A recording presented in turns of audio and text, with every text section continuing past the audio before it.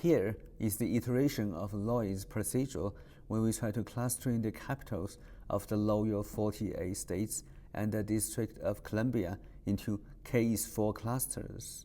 And each capital has two attributes, which is latitude and longitude, and each iteration reduces the value f, which is we try to measure the sum of the squares of distance of all capitals to the cluster centers until the value of f doesn't change.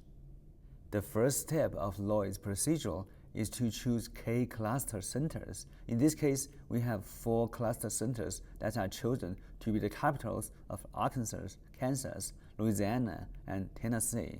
First, let's talk about initial clustering, which is in the graph A.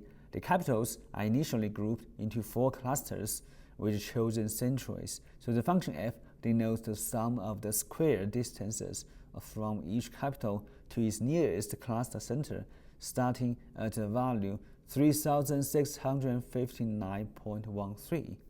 And then the iteration 1 to 11, each subsequent panel from B to L represents an iteration where the centroids of clusters are recalculated and the capitals are reassigned to the nearest new centroid. So this results in a reduction of the sum of square distance f as the clusters are refined to be more homogeneous internally.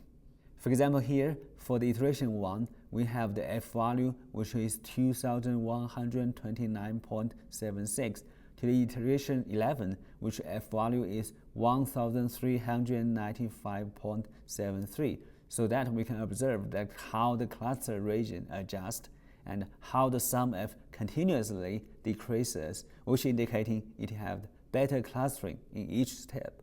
And third, let's talk about convergence. So this process continues until the sum of f doesn't decrease significantly between iterations, which indicating that a locally optimal clustering has been achieved. So in this case, iteration 11 shows the same f value as the iteration 10, which suggesting that the algorithm has converged and no further adjustment necessary.